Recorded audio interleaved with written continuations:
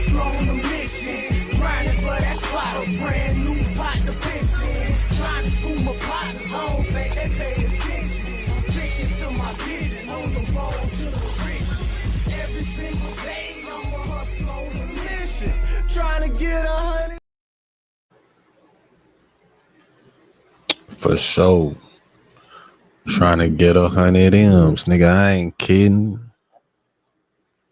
Homie TV. That's hustlers on a mission every day. We in the lit house. Whatever you do, make sure you keep the light within you shining bright. You feel me? And we back with a real nigga reaction. Late night RNR. You feel me? Go ahead and get your leaves roll up. You know what I'm saying? And chill out. Matter of fact, I don't give a damn. I'm feeling lazy. I don't know how long I'm gonna keep this up. But this is a quick one. This is gonna be a quick one, matter of fact. It's gonna be a quick one.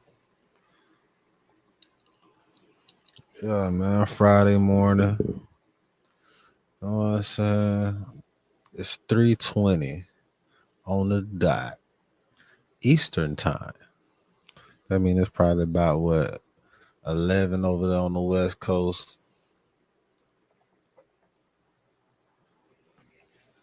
You know what I'm saying? They probably just, you know what I'm saying, getting the party started over there on the West and the West Coast.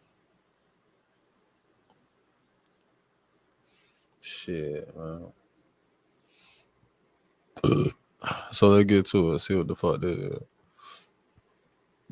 See what the title say, right? I don't even remember what the fuck what that shit said. We finna go to it right now. Hold on. Which one should I do? This one. Let's put size cord in this phone doing some bitch ass shit. Talking about motherfucking shit ain't charging. Alright, 607 and Alex Stein in racism at the city council. They ended racism at the city council, at least they're attempting to.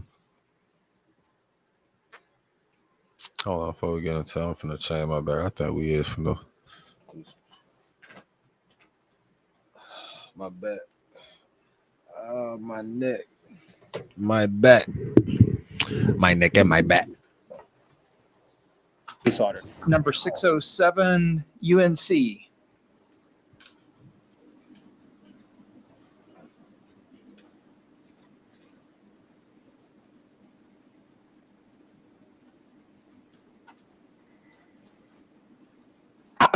it on? Everybody, I'm locked in a firmament and I'm stuck in a simulation. Name and address, please. Oh yeah, my name. Y'all got to know who this nigga is right now, right? This nigga crazy, man. It's the real. I'm from the Paroma. That's like in the heavens. It's like the same as heaven, but it's different. And I came to talk about Trump because I love Trump, and y'all disrespect Trump, and y'all don't know that y'all devils, and y'all come from the devils. Y'all fell from heaven. Oh Lord, that's right. He just told them people they the devils in their face. That shit funny, man. I just seen the clip of this shit, man. This shit retarded. What the fuck? This nigga say he locked in the firm. Hold on, man. Let's go back. Look at this nigga whole intro. Order. Number 607, UNC. I knew he was finna be on some shit when I seen him walking in this motherfucking building like this, all slow looking crazy. How he look how he slowed down right here. Take that last step, nigga. Look up. What the fuck is that shit in his hand? Is it on? Everybody, I'm locked in a firmament and I'm stuck in a simulation. Name and address. That's the first thing he said. I'm locked in the firmament and I'm stuck in the simulation. Oh yeah, my name. That's a good start. That's a good start. I'm from the Paroma. That's like in the heavens. It's like the same as heaven, but it's different. And I came to talk about. He ain't even answer them people question. They asked him what his name was, where he from, or some shit. Then they say that. And nigga say he from Roma. Oh yeah, my name. Right. I'm locked in a firmament and I'm stuck in a simulation. Name and address, please. Oh yeah, my name. I'm from the Paroma. That's like in the heavens. It's like the same as heaven, but it's different. And I came to talk about Trump because I love Trump, and y'all disrespect Trump, and y'all don't know that y'all devils, and y'all come from the devils. Y'all fell from. That man took his glasses out like, man, what the fuck this nigga just say?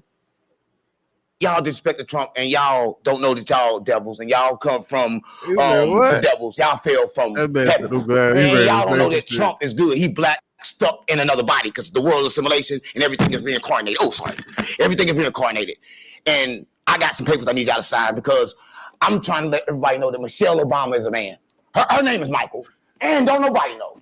But this right here, if y'all can help me sign this, we can get a gender reveal. Man, this nigga crazy, man. What the hell kind of shit is this? What is this shit? He can't be in front of no real goddamn council people with this bullshit. I know this nigga ain't to get on the internet. I know he ain't to get on the internet and say that bullshit about Obama's wife. I know he did just say that shit. He just said that shit.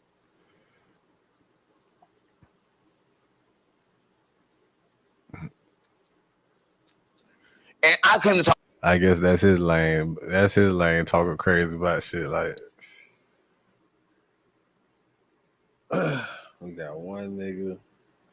What's up with these niggas? About Trump because niggas like, I love Trump, and y'all disrespect Trump, and y'all don't know that y'all devils, and y'all come from the devils. Y'all fell from heaven, and y'all don't know that Trump is good. He black stuck in another body because the world is simulation. That's funny because he straight told the white people they come from the devils. Man, what the fuck? He told them crackers to their face. Y'all know where the fuck y'all come from, right? And everything is reincarnated. Oh, sorry. Everything is reincarnated. And I got some papers I need y'all to sign because I'm trying to let everybody know that Michelle Obama is a man. Her name is Michael.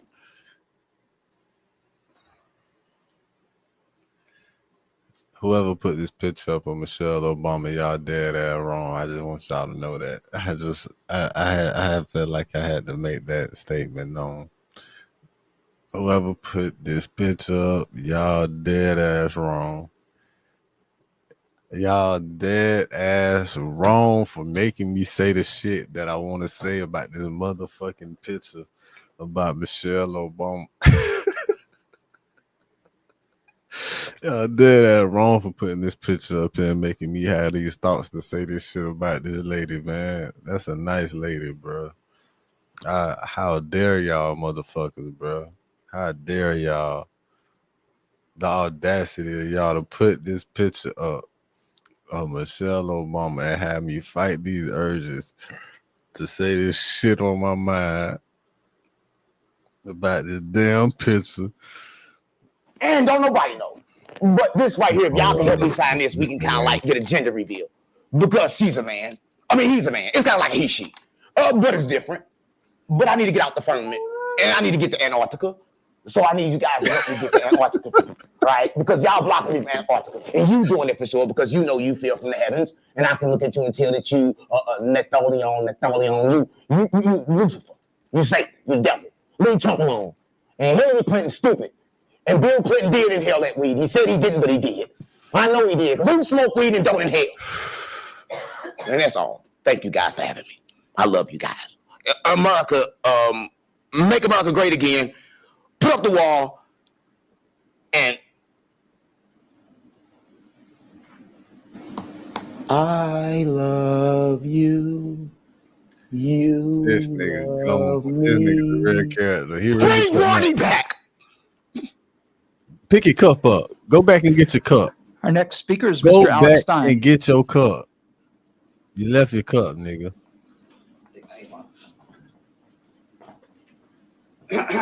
What's up? What's going on, guys? He's going back to get that cup. Sorry, I'm debating some lib card about Donald Trump. Get your cup. That's mine. What? All right. So, hey, Mayor. Thank you guys for having me. Everything's going good in Coppell. Name and address, please. My name's Alex Stein, 7509 Inwood Road. Man. What you just saw, though, is the first black man, I believe, to ever come to this council and ask for what he asked for. And I looked at your face, and some of you guys, I didn't know if I was at a city council meeting or a Klan rally. I mean, some of the way y'all looked at that African-American, y'all looked at him as less than. And I don't think that's cool. I don't look at that man as less than. I look at him better than me. And that's why I feel like we should treat, people that are underprivileged like him. You see him, he's an ex-convict. He accidentally murdered somebody, vehicular manslaughter. And a lot of people, they want to say, oh, he murdered somebody, he's a bad person. Not me. I think we should look at a murderer and give them the same respect. If they paid their dues, they paid their, social justice, their crime to society, then they should be a free man. And I'll be honest, like, Ankh he has some serious issues. I caught him looking at some websites, not illegal websites, just weird websites of drawings of My Little Pony in a sexual manner. And I did not think that was okay. And so I reported him to the police for that. And we're having issues with the police and law enforcement in Coppell not arresting him for that, because that My Little Pony brony stuff is not good. So with all that being said, right now, we're in Coppell, in the greatest city in America. You saw Coppell got rated the best city in America. Did you see this, Mayor?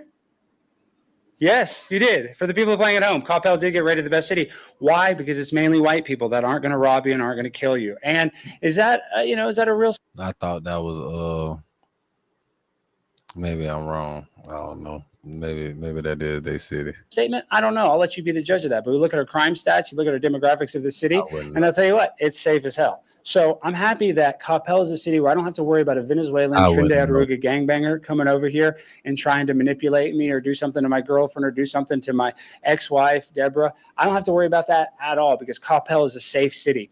And the only criticism I have is you guys could have treated Ankh with a little more respect. He is a black guru.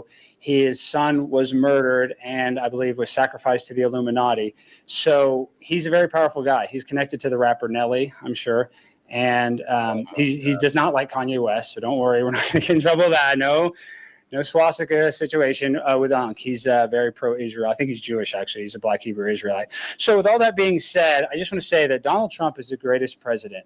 And you know who's the greatest mayor? You, Mayor West. You're one of the nicest guys, your bedside manner. And listen, you got a ragtag bunch. You got to deal with all these councilmen. I know Mike, the city manager, is always giving you hell, and you're sending these emails. You're like, Mike, I'm the mayor. And he's like, I'm the city manager. You're the real boss, and you make this city great. And that's why the Cowgirls and the Cowboys of Coppell are such great, fine young people. God bless this city, and God bless you, and God bless Donald Trump. Thank you. How do you feel about the city council meeting? It's good. They're gonna unlock the permit. Yeah. Look at midget dancing is good. Midget point. They ain't even got no control over that shit, man. You know that. That man a goddamn fool putting on like that.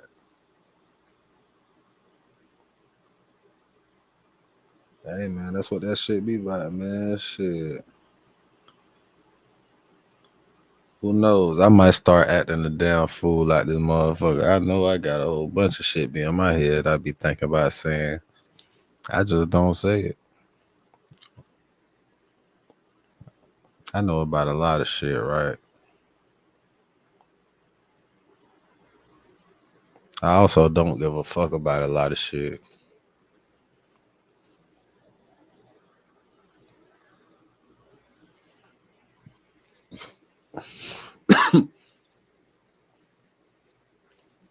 I'm almost at that point, though. Once I hit that point, damn sure ain't no stopping. Niggas be talking about characters. One thing about it, I got a couple characters. Ain't nobody got nothing on my characters. If I activate them bitches,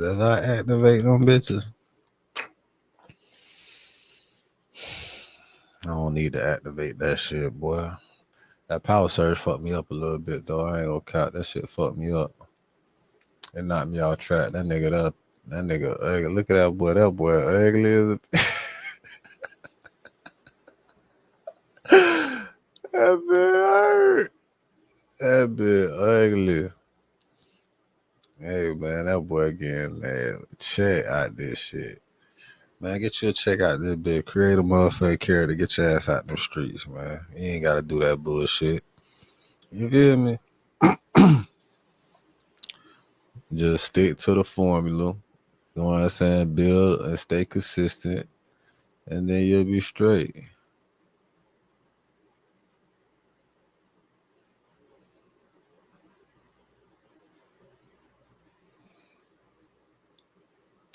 Breaks her silence. Did she break her silence? I don't know. We finna see. I started my business as a virtual assistant 3 years ago, and one of the reasons I was able to stay so organized was by using HoneyBook as my flavor. HoneyBook has handled all of my proposals, my contracts. How about we go to court about Halo? Flavors. You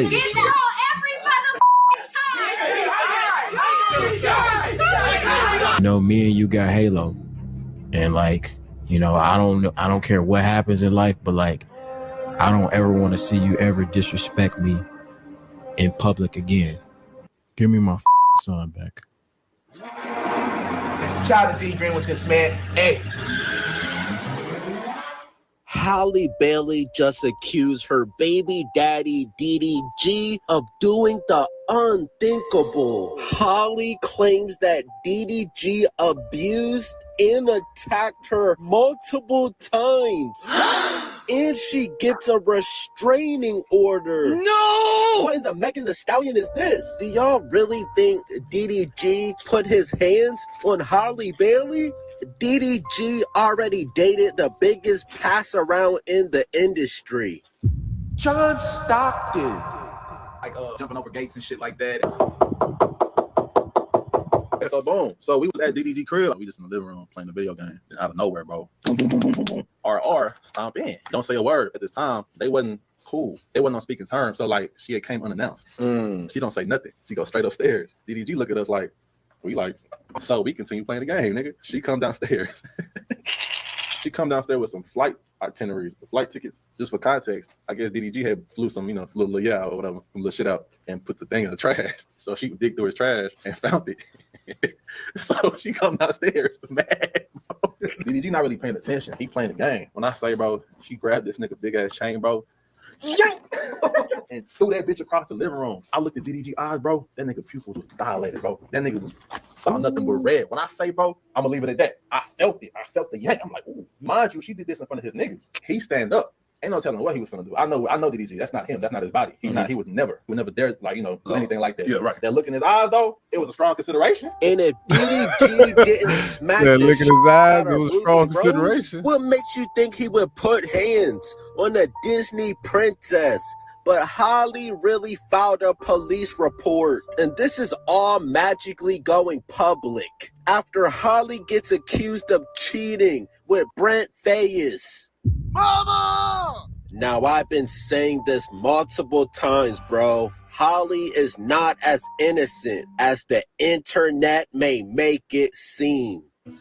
I seem nice online and innocent and everything, but you guys do not know. I will go to battle. She claims things first got physical in January, but they broke up back in October. She says that DDG came over to pick up their son Halo, and she tried to start a conversation about a visitation schedule. As she was buckling Halo in the car seat, she claims that DDG grew agitated and repeatedly said, "Get out my car, bitch." Mama! Oh, hell no. I don't even believe this, bro. This scripted ass statement. Bro, this reminds me of what Megan Thee Stallion said about Tory Lanez. Dance, bitch. He said, dance. And he started shooting. And now Halle is saying DDG said, "Get out my car, bitch." She's really trying to end this man's whole career. Halle says that the baby was crying and she got nervous about DDG leaving with him in such an agitated state. And then she reveals these bruises on her arm. Now, 9 times out of 10, Holly was Man, that just swinging look like on a darker DDG picture. What, bro? first. Like, And what, as bro? you can see, this isn't a Rihanna and Chris Brown situation. DDG wasn't just beating on her like a nigga. Holly was most likely throwing haymakers, and DDG probably just grabbed her and was trying to defend himself.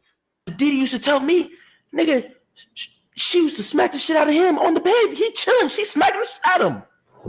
She said that's when they allegedly started wrestling, with DDG pulling her hair, slamming her face on his steering wheel, Mama! And chipping her tooth? No! Oh my gosh. This has Beyonce and Jay-Z written all over it. They're really trying to wish this devil magic on DDG, bro. I'm sleep. This is Beyonce physical form. Nigga, Beyonce is an S-rank demon, my nigga. Seriously. And supposedly Holly Ben had this chipped tooth like 3 years ago. I said some shit, didn't I? Didn't I say that? Who I said that to? Wasn't I just saying that shit? I said, man, this bitch probably been had this shit too. Look at that shit. Look at the date on that shit. Look at it. 3 years ago, October, 2.5 years ago, 2022. She didn't leave. She didn't start fucking with the man. So she said her tooth got chipped. And the altercation, goddamn, another one, some more proof that these bitches just be capping. More proof that the bitches just be capping. Just look at it. Look, right there, broke down. Damn. Fool me, you little mermaid. Wow. I've always been a little scared of the dentist, but I'm going for my regular cleaning. Wait. Oh my God. Y'all some dirty motherfuckers, boy. I can't, man. I'm just sad for the world because it will never be a such thing as real love out this bitch again, bro. It will never be. It could never be, bro. Love, damn, I'm agreeing with Dolph. The Dolph said it, man. Ain't no such thing as love right here, bro. It is no such thing as love. And when you truly understand a female, to truly understand a female altogether is to never fall in love again. Never allow yourself. But once you understand that ain't no such thing as love, bro, you'll be straight. You won't even have to worry about that. Like, damn, that's crazy. You know how many niggas going through shit like this? And I'm gonna tell you another thing too. I ain't doubting that's his shit. I know I ain't doubting that he ain't doubting that's his shit. We probably all know that's his shit. But given the situation and the circumstances and new developing information, bro, it wasn't even 2 years, bro. Like, I'm gonna tell you, bro, that shit. It wasn't even 2 years for Shawty goddamn pulled a move like that. Jill ain't even 2 years old yet, really. You need to get that DNA, my boy. Hey, I don't know. You know what I'm saying? Might not, even if it ain't, you know what I'm saying? You need to get that DNA. It might be a load off, it might be a new life for you, my boy. You might need to get that DNA.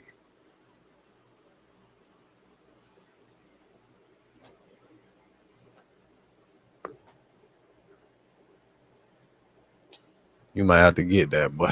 That's crazy.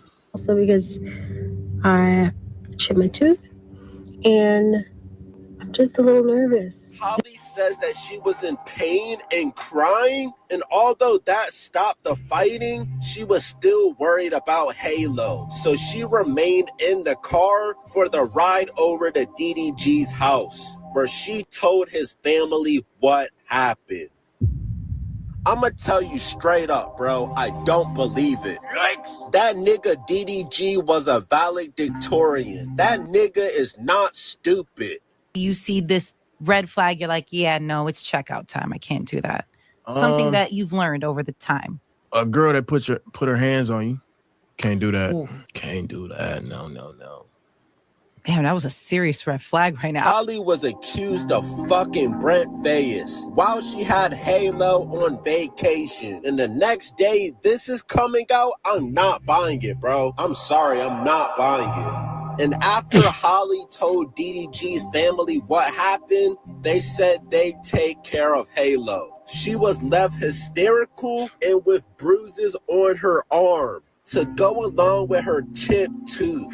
And I'm guessing these images is what allowed her to get the restraining order. Never have I ever started drama with my boyfriend for no reason. Put it down. And she also alleges that DDG creeped her out in March when he showed up at her home, entered without permission, and went to her bedroom and texted a pic of Holly's empty bed along with the text, "Now I know what you've been on, LOL." Now, Holly says she interpreted the text as DDG accusing her of having sex with other people. Now, I'm not gonna lie, it sounds like DDG would do something petty like that, but I don't think he's giving Holly Bailey fight night animations, bro.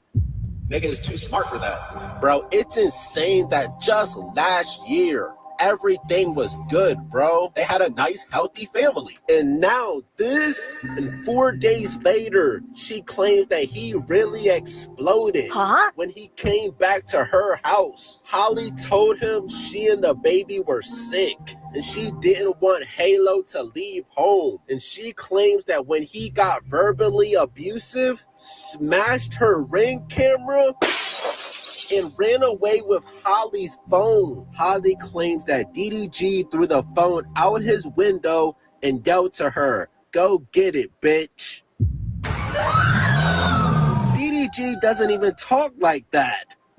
The incident prompted Holly to go file a police report, and she says she also has Ring footage to back up her side of the story. But where is the footage, Holly? It was also around this time that DDG claimed on Twitter he's been fighting to see his son Halo for months. But the final straw from Holly came just last weekend when she says she was vacationing with Halo and her sister in St. Lucia. Oh, look at these fake ass screenshots, bro. Supposedly DDG said this foul. Bet. You think you hurting my feelings when you really just ruining your own image. This a terrible look, makes you look disgusting and evil. Enjoy your vacation. Just have the same energy when it's my turn to have him. I'm on the same shit. These doctor-ass screenshots, bro. I'ma keep it a bean. I don't believe none of this shit. She says, "Daryl, are you not tired of harassing me? You make up a new lie on me every day." Now, first off, DDG is not the one that made up this story. I'm in St. Lucia having fun with Shermay and Chloe, not with any man out here. I wouldn't do that. I have Halo. Okay. I told your mom I was gonna be with my sister last week. Please let me enjoy my Mother's Day in peace. I hope you are okay and feel better soon. The judge granted Holly a domestic violence restraining order, requiring DDG to stay 100 yards away, and gave her permission to take Halo to Italy, where she'll be filming a movie for 2 months. So Damn! On top of the restraining order, DDG can't see his son for at least 2 more months. No! Bro, this is so fucked up, bro. And not even just for DDG, but his son, bro. Luckily, he's young enough to not even really understand what's going on. And DDG also has to stop posting or streaming about her and their child? Huh? So you're telling me that DDG can't even speak about his own kid on the internet? Nah, bro. I guarantee you that Beyonce and Jay-Z are behind all this shit, bro. What the fuck is this? Now, DDG might not be able to talk about this situation, but his friends and family definitely are gonna talk about this situation. What the fuck Y'all was remember that? the group screenshot of DDG DMing her? Are you? What the fuck is this? That's not even Beyonce no more, man. That's a old white bitch. Now, DDG might not be able to talk about this situation, but his friends and family definitely are going to talk about this situation. Y'all remember the group screenshot of DDG DMing her this and that? They're like, he don't just do that just to do it. You know what I'm saying? Some shit happened for him to do it. You get what I'm saying? And why would he do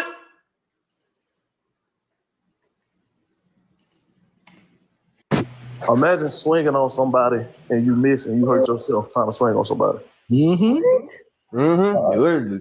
Y'all take it easy. And what the hell is Soulja Boy talking about? You a bitch ass nigga for putting your hands on Holly, little nigga. If I catch you, I'm beating the fuck out of you. Nah, Soulja Boy has to be one of the biggest crash outs of this generation, bro. Man, Soulja Boy just want attention. Soulja Boy know how to use the internet. And that's all he doing. Cause he don't. Soulja Boy know how to use that shit to his advantage. He gonna do that shit, throw his name in the mix, so it generate his name through the search engines and the algorithm, and then he ultimately makes some money off of YouTube and the internet and all the other bullshit from people looking at his shit. That's it. He don't give no fuck. Man, DDG can't whoop me out. That nigga in his face, nigga. What is Soulja? And that's what bitch ass niggas say. Of course. That's what you would have to do to a nigga that could whoop your ass, nigga, because you can't fight, nigga. You ain't shit. You gonna need a motherfucking gun, bitch. That nigga say, that's how you shoot, bitch. I think you shoot with your hand in the air, nigga, like a dancer. Fuck out of here, man. Boy talking about? And when did he start beefing with DDG? Boy. Now, Holly claims that this happened literally last week, last Wednesday. Did anyone else hear or see what happened on this day? She says yes. Halo? Huh? Are you serious? So what are you going to get? Halo to make a statement? What the fuck is she talking about? This nigga's a baby. Halo does not count as a witness. Okay, bro. Now, we obviously see what's going on now, bro. Did the person in the weapon use a weapon? She says no. Did the person cause you any emotional or physical harm? She says yes. Did the police come? Yes. How often has the person abused you like this? She says 2 to 5 times. Okay. Nah, bro. Holly is signed to Beyonce, and that's all I really need to know, that this is all bullshit, bro. We all know Beyonce and Jay-Z was doing the same shit that Diddy was doing. They just haven't got caught yet. So I really don't believe none of this shit they're talking about, bro. Holly is not as sweet as that Disney movie may make it seem. Y'all are stupid. Lying on me every day? Now, first off, DDG is not the one that made up this story. I'm in St. Lucia having fun with Shermay and Chloe, Not with any man out here. I wouldn't do that. I have Halo. Okay. I told your mom I was gonna be with my sister last week. Please let me enjoy my Mother's Day in peace. I hope you are okay and feel better soon. The judge granted Holly a domestic violence restraining order, requiring DDG to stay 100 yards away, and gave her permission to take Halo to Italy, where she'll be filming a movie for 2 months. So damn, on top of the restraining order, DDG can't see his son for at least 2 more months. No! Bro, this is so fucked up, bro. And not even just for DDG, but his son, bro. Luckily, he's young enough to not even really understand what's going on. And DDG also has to stop posting or streaming about her and their child? Huh? So you're telling me that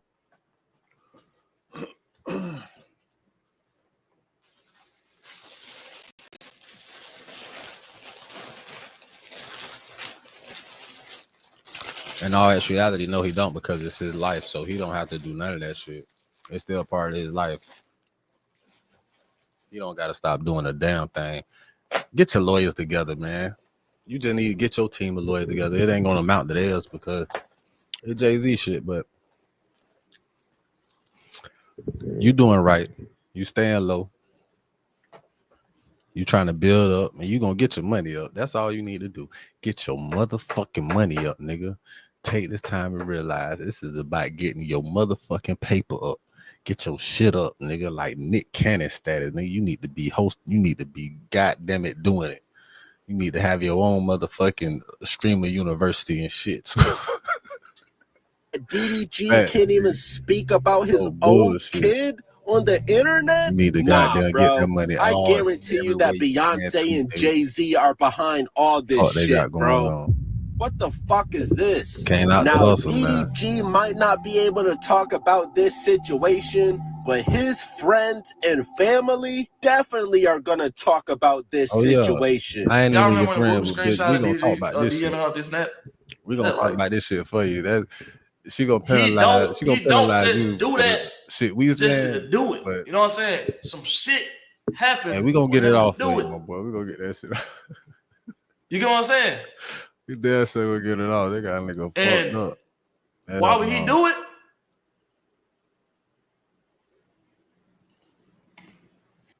Imagine swinging on somebody and you miss and you hurt yourself trying to swing on somebody. Literally. Y'all take it easy. And what the hell is Soulja Boy talking about? You a bitch ass nigga for putting your hands on Holly, little nigga. If I catch you, I'm beating the fuck out of you. Nah, Soulja Boy has to be one of the biggest crash outs of this generation, bro. Man, DDG can't whoop me out. That nigga in his face, nigga. What is Soulja Boy talking about? And when did he start beefing with DDG? Now, Holly claims that this happened literally last week, last Wednesday. Did anyone else hear or see what happened on this day? She says yes. Halo? Huh? Are you serious? So what are you gonna get? Halo to make a statement? What the fuck is she talking about? This nigga's a baby. Halo does not count as a witness. Okay, bro. Now, we obviously see what's going on now, bro. Did the person in the weapon use a weapon? She says no. Did the person cause you any emotional or physical harm? She says yes. Did the police come? Yes. How often has the person abused you like this? She says 2 to 5 times. Okay. Nah, bro. Holly is signed to Beyonce, and that's all I really need to know, that this is all bullshit, bro. We all know Beyonce and Jay-Z was doing the same shit that Diddy was doing. They just haven't got caught yet. So I really don't believe none of this shit they're talking about, bro. Holly is not as sweet as that Disney movie may make it seem. Y'all are stupid. Especially if you try to insinuate that clip too, shit. She already had a damn chip too. Don't take my son, cause he all I got. I'm just having fun. I don't love these thoughts.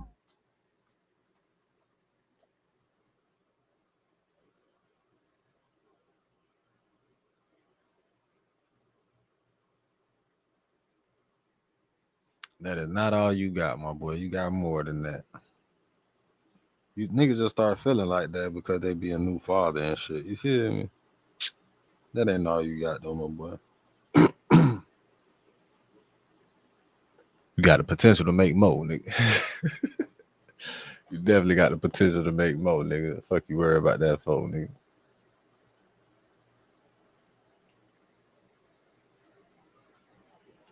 Fuck all that. All right, what's next? Ain't really shit next, man. It's going by for this almost 4. Almost 4, man. That shit crazy though. She talking about her chipped tooth. And it was chipped at least 3 years ago. Hey, Charleston right now. Some people do because he goes against Her a tooth lot is of at the, you know. chipped Trying at to least fight that one of those at island least boys. 3 years ago. He is. He's gonna beat that, and he's gonna beat your ass too. Set up a fight then. He's gonna beat. He would beat your ass. I got 100,000. Charleston would beat. Listen, I got 100,000. Me versus Charleston White. We can do it here live. I got 100,000. Is this Put a ring in here. We do it live. 100,000. Charleston White is playing a dirty game with 607 Unc.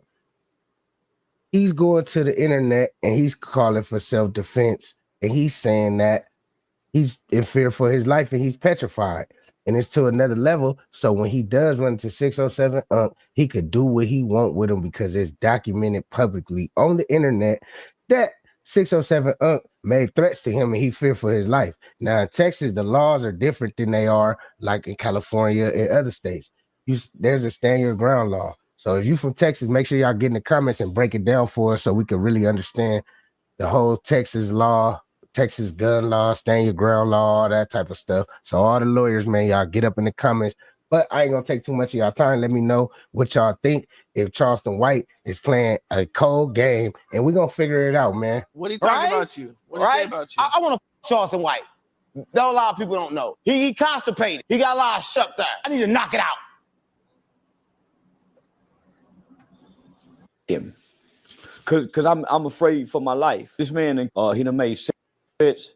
He has connections and ties to the Illuminati where people come up missing, and so yeah, me and him cannot be nowhere near each other. It's got to. And I mean that. No, that don't. Yeah, and then I don't even know that, homie. And for that, y'all don't even know that. But he ain't gonna walk around Fort Worth in Dallas and think we ain't. Nah, I'm on them for real. You see the video of him snitching on the stand? What a snitch gonna snitch, man. You can't be surprised with a snitch. I'm trying to catch Charleston White. Stop playing on me. I'm trying to catch him. I want to catch him. Yeah, I would. Shit, I'd be scared of that nigga. Wow, that nigga crazy. I'd be scared. I'd be a feel for my life. I'd be doing the same thing. I'm gonna set up the play, yo. I'm a feel for my life. He ain't wrong for setting up the play.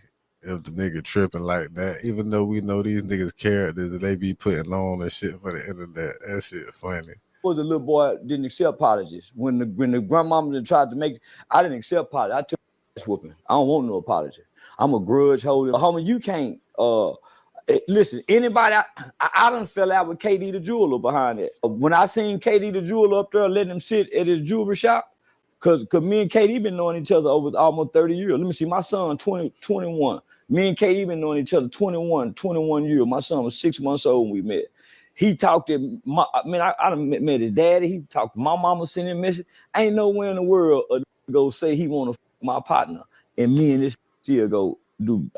We ain't got no business like that. So yeah, it's in the scene with Hustle Cartel. Now fell out with everybody. Cause I don't know them. I ain't never met them before. I ain't never seen them. I ain't never engaged them in person. Yeah, them some different kind of words. And they some lying. I hate a lying hoe. And them they got hoe tendency. And they talk to my straddle the fence with the punk. No. I ain't that kind of uncle. I ain't putting no fingernail polish on my nails, and I ain't my son to sing in no studio with some more. And they were singing whatever that down. Bro, I ain't my son to make that kind of song. You remember that song with Nelly, down. That's why he on his ass. Boy, that nigga Charleston White cold. Boy, that nigga talk shit like. Yeah, I ain't my son sacrificing my son to be a pop star rapper. What's gonna happen when you catch him? Not a damn thing. I'm gonna put him in the but not with it. I'm gonna come out his mouth. I'm gonna use peanut butter. You heard about the peanut butter? Do you know how? I don't know because this guy spazzed out on fentanyl or whatever. What is it? How did the beef happen? Yeah. Charleston White. Oh, see, listen. He used to be a Black Panther. Then they paid him money. He said, "Fuck the Black people." Right? That's how he switched up for the money. That's what I'm soaking him. And he said he get $10,000 on say cheese. Wait, time out. How did he switch up? You ain't pay him. He didn't pay Charleston White. Nobody paid Charleston White. I had paid Charleston. I had paid Charleston White. 300? You ain't paid him 10,000. Say you paid him 10,000. I paid him $3,500. Exactly. I say you get 10,000. But I saw his thing. He got paid 10,000. He lying. How much you pay him again? I paid him 35. How much you pay him? But he's a friend of mine. How much you pay him? 35. He say he get 10. That's a goddamn lie. But that's to travel. Yeah. Hey, because you're too stupid because you never went to school. You didn't graduate 5th grade. Yeah. Hey, when he has to go to this place, he has to travel. He gets paid travel more. What? To drive 10 minutes to come on my show. He's still a crackhead. And he's been on my show for free, but I'm saying I have paid him before because he's helped me out on he make $10,000. He don't make $10,000. He don't even got a YouTube. Yeah, but why are you pocket watching Charleston White? I know, because he run around act like he teach the knowledge. The knowledge don't work. Knowledge he doesn't act like he teaches any knowledge. What he do? He run around like everybody's business. Stop playing with me. He talks about people, but he doesn't sell anything. His mouth. He didn't. I know, dude, because you're gay, dude. You're a black gay man. You're gonna get AIDS. You're not. You're the one that's saying you want to have Charleston White. I never said that. You just said you want to stick your penis in his mouth. Is your exact quote. Girl and boy is the same, but it's different. One of them got 2 holes. Eddie, is that true? I think it's more like not, but more like hey. I'm not. I say you're no. Not, you're I'm not. Eddie, you're a genius. I'm not. I'm not. I really think this is the reason why Charleston White says he's gonna call for self-defense, and he pulled out all those weapons on the video at the end, is because listen. Sit y'all down. I'll pay her to get him. That's how serious I am. If I can't get him, I'll pay her to get him. That's how serious I am. But I don't, No, nigga, you can't scare me. He done scared me. And he look like the type of that'll a boy. He talk like he will, or he got the mannerism. So I'm terrified of that guy. So is it safe to say right now, because I've been around you a lot with that bag. So Charleston White says he cut off a lot of people that he knew for 20 years due to the fact that they messing with his ops. When we say ops, we talking about Hustle Cartel, Lil Woody. He even fell out with his managers and them about Lil Woody. Now, I ain't gonna lie, it seemed to me like he ain't really dealing with Say Cheese TV because he brought Go Yayo on there or something. I don't know, man. Maybe it's just my head just thinking of stuff, but I don't know. Y'all let me know y'all thoughts and opinions down below in the comment section, man. Yo, them brains out too. I got all these weapons. You making all these threats. I got another little gun I can use. Long range 22 bullet. I'm gonna be at Dallas Show Club tonight. On Tuesdays, they have little certain events. Come see me. Since you're looking for me, I'm back in the city. We can shoot guns, or we can blow flames like a dragon, or we can fight. We can whatever you want to do. I'm with the shit. Yeah. Now, I know you told Terrence Gangster Williams you want to apologize. You called Terrence Gangster Williams. I don't want no apology. Keep playing how you playing. Keep the same energy. I don't want no apology. Me and you cannot see each other and one of us not get hurt. That's law now. Now in Texas, it's called mutual combative. This is not a mutual combative situation. You haven't asked me to a fight. You threatened to fuck me. So I'm in fear of my life and my safety. I'm gonna hurt you under the stand the ground law. This is not a threat that I'm making to you. This is a response to a sexual threat you made upon my life. And you have made more than 2 videos stating this out of your mouth. It's danger now. You ain't safe around this with me and you together. It's on. And I got a bunch of these. You playing on the internet, talking about putting on me. I got a bunch of these. Petrified. At first, I was terrified. I went from being terrified to horrified. More I think about it, I'm petrified. I got gas in this now. I got gas in this now. Talking about you looking for me. You lying. Yeah, you lying. Somebody get that. Where you? I'm in the city. Yeah. No, I'm in the city. Yeah, no, I'm in the city. Tupac told you. I got you can't do that though, Charleston. Charleston, you could do that and you could say that you scared, bro. But you not taking you take a precaution as far as your weapons and shit, but you got to at least seem scared, my boy. Now here you stand with scared. You ain't got no money. All the time. Well, I got nunchuck. I got a mace gun. Bitch, shoot mace. Man, you a die with me playing, and you done scared me. You done scared me. Now I normally play, and you done scared me. You done made multiple videos and went before the world threatening me. Now he acting scared. Okay, there you go. I'm gonna kill you. And I got bond money and lawyer money for like you. You ain't got no money, bitch. Them small ass platforms you sitting down on can't afford my price. That's why they can't get me. It gets like you a Walmart brand of a nigga. It's easy to book you $1,500, $2,000. I'm a $10,000 book. Can't no just get me. You ain't having no motion and ain't having no money. You ain't got one video with $1 million nowhere. You're $20,000, 20,000 views. I'm 1 million views. You ain't got one platform you done been on that done got 1 million views, and you talking about you looking for me. Boy, you go, boy, man, I can't wait to see you. I can't wait to see you. Hey, you. Yeah, you. Before we get any further in this. You got to deliver. Yeah, you got to deliver. Unk the punk. You ain't having no money. You ain't having no motion. They go, yeah, yo, little boy, he just talking. You a crash out dummy. You playing shock jock. You ain't go with nobody. You don't even want to get caught with the pistol. How you think Mo 3 come up dead? Don't want to get caught with the pistol. You scared to go back to jail. You just talking. Yeah, you just talking. What's your name? Real Poppers. We ignoring you. You ain't even got a platform. Let me argue with the other internet and keep your ass in the comment section. Stay out of grown folk business. What's your name? Real Oppas. Yeah. Pay attention in class. You probably in school typing. Yeah, you don't know no better though. Yeah, you don't know no better. You stay your mama and ass in school typing. But yeah, Unc the Pumper.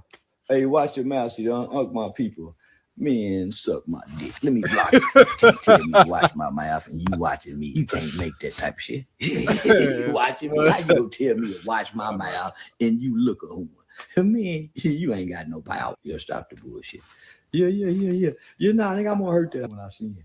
I'm gonna really hurt it. And I just want to put this money in you faces. I just want to wake up and put this money in you faces. Because you ain't having no motion and you didn't have this a lot of money. It's a lot of money, more than the average person make in a year's time. They say it's a recession. The interest rates is up. They say people are struggling to buy eggs. The rent is going up. And they saying you ain't having money like the content creators. The people with jobs, the niggas selling dope, the rappers. Nobody is having money like us content creators. And we having a lot of goddamn money. You ain't having money. I'm a content creator, homie. I'm on every social media platform. You think I ain't getting rich? I'm having condos and I'm getting houses all over the country. Shh, nigga, please. I'm getting rich in them off this. So I understand niggas got to say my name. They want to say my name. They want the attention. But you ain't gonna make threats upon me and keep making them consistently because now they're starting to become documented threats. Don't know electrician. You can't show me one electrician and touch millions. If I Google an electrician, it ain't gonna say millions. If you Google my name, it's gonna say network 5 million. It ain't one electrician name you can throw out there. We can Google right now and it's go holler $1 million network. Man, stop talking. An electrician ain't flying nowhere, doing nothing. You got to work. You ain't buying them thing. You a broke ass. Electricians ain't having no money. You a blue collar worker. You ain't having money like this, a nigga, where you can keep it in your pocket and not put it in the bank. Stop the cap.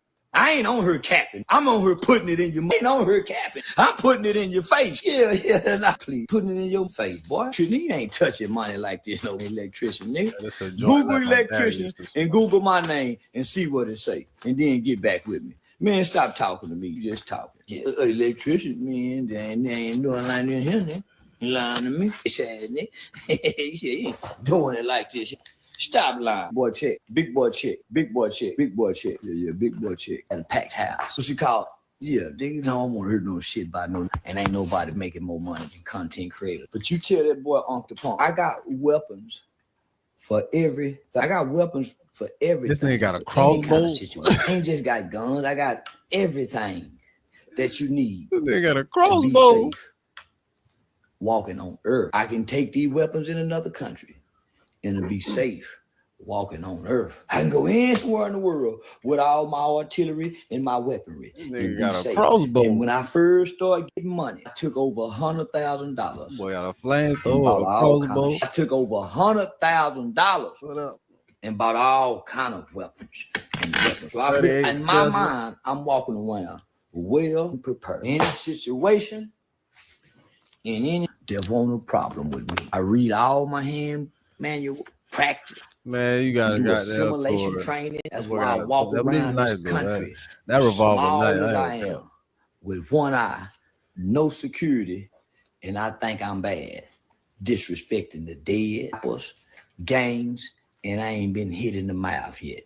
You think that's just by chance? You think that's just by chance? Nah, I got this man, mouth. that nigga came in that barber shop and got ain't nobody jack me up yet. I don't know You if say you looking for me. I'm in town. Pull up on me. I'm in the city. And if I really just want to get ignorant, because I know a lot of young, I work with all of them in the city, and they some hungry young that love to eat. They love to eat, but I don't want to bring home to my people. I don't wake up. No, he forgetting about the time the nigga ran up on him in the barber shop, and then the nigga ran up on him on stage. So niggas done got to you a couple times, my boy. Bring home to my people, but my people ain't gonna harm me. And you've been threatening to do something to me. And I just seen a video. Didn't nobody send it to me? So happened to be on TikTok looking for me. And in the process of looking for me, I found you talking about you looking for me. And it alarmed me. Because I keep seeing these kind of videos about you. And I'm just sitting back watching. So I did an interview yesterday with Terrence Gangster Williams. And Terrence Gangster Williams told me that you want to apologize to me. And I told Terrence Gangster, I don't accept apology. When we see each other, I'm going to attack you. There's no ifs, ands, or buts about it. I'm not threatening you. I'm telling you, when me and you see each other, if I got to take this guy's belt off, take the area, take the belt off, and put that motherfucking buckle. You contradict yourself, my brother. You got to shut the fuck up sometimes. If you going to goddamn, know what I'm saying? You talking about being scared, then you talking about attacking a man where you see him. It's a difference, my brother. It is a complete difference. Especially depending on where you see a nigga at. And it might not be Texas, bro. Unless you plan on not leaving Texas. That wrap it around, hit you across your head. I'm gonna do something. But I ain't just gonna see you and not do nothing. I swear to God. What's up, dancer? Hold on. I ain't gonna just see you and not do it. He gonna spray ass like Soldier Boy. That's what he gonna do. Fucking me, and he looking for me. He gonna spray the hell and out I of that nigga. I got this big old bad boy right here. So Charleston White just broke down the whole beef with him and 606. That nigga gonna spray that boy with that motherfucking mace. That's what he gonna do. He ain't gonna attack that boy. He ain't gonna attack him because Uncle ain't gonna come in that threatening manner, man. I'm like, man, I'm just putting on. This is my character, man. Hey, you tripping, man? This is my character. It's like you play characters, man. You a character, nigga. Get with the character game, bitch. Stop taking the shit serious. Get in your character, let's get some money, nigga. I'm trying to get some money with you, nigga. That's all. You just trying to get some money with you, man. That's it. You know what I'm saying? You probably inspired the nigga. You feel me? Like, yeah, that's why I'm going along with it. That's exactly why he going along with it, huh?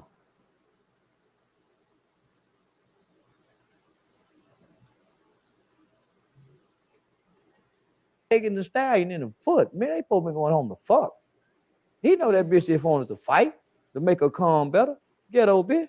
They like to know them ghetto hoes like fighting and calming like them for the next fight. Yeah, no, ain't nothing like after a good fight. Shit, man, please. He knew he was gonna get that ass whooped. Yeah. Yeah, he had to take an ass whooping to come. Yeah. And they say she whooping the ass too. They say she kicking. He a little bit in Meg situation. How much time you feel like Tori gonna get for shooting Meg? He should get probation. Elaborate. Yeah, he should get probation. There's no real concrete. He wasn't. He wasn't convicted without a shadow of a doubt. Mm-hmm. And those are the rules. That's right. They didn't follow the rules. He didn't have facts. They did not follow the rules. That's the key fucking point right there.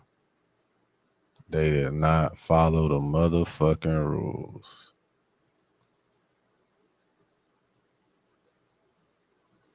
What? When the internet started clowning Kai. And today we're reacting to Kai Cenat is losing friends. Man, they are trying to pack up everybody right now, bro. Like black men from everybody getting packed, bro. What they be doing? I don't know, man. Hey, I don't know, but they be trying to pack us for no reason. I don't know. That being said, let's go ahead and get into it, man. Let's do it, man. At the time of this recording, there's been a recent trend on TikTok regarding Kai Cenat and his switch up, his change up in demeanor. And a lot of people are now coming out against him saying he's fake, that he's been faking his reactions, that he's been doing the most, like saying that he's a trend hopper, a bandwagoner, and that he only does what he thinks is popular, that all of this is only business to him, and that he's been lying to his fans, and that people are now finally starting to see the truth. Now, personally, me, I don't really watch Kai's streams. I'm not really into that type of content. He is a fellow creator, large success, but as I've said in my previous videos, I'm not really into the loud is funny, the obnoxiously overly stimulated type of content where people are jumping around like coked up crackheads on one. Like, I like educational content, fitness content, science, nature type stuff. I know, kind of shocking. I'm gonna tell you, short. I already see what that's about.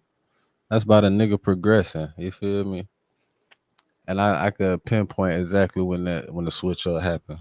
When he got that watch and he noticed the conversations, the different conversations you got with that watch on. When you got that watch, people have different conversations and shit, right? It changed. You have a whole different outlook, a whole different perspective on the world and shit, how shit go when you start making that money like that. When you got money like that, you gotta think he taking care of people. He more responsible now. He definitely not the same person. You know what I'm saying? He trying to stay that way for a long time. You feel me? Make sure his people straight forever. You feel me? So fuck that. He should switch up. Keep switching up. Hey, what Banks told 50? And if they hate to let them hate and watch the money pile up. Switch that shit up, nigga. Fuck, they talk. I already see what I was talking about. And I noticed when it started, I already noticed when it happened. Hell yeah. My boy thinking about life, future shit. He got a girl he locked in, you know what I'm saying? My boy thinking about family. He finna leave this shit alone. He making that walk. He put this shit on autopilot. Oh boy, like, man, I'll put this shit on autopilot and make 100 bands a month, man. Fuck, I give a fuck about this shit for. Got brand deals, all type of shit.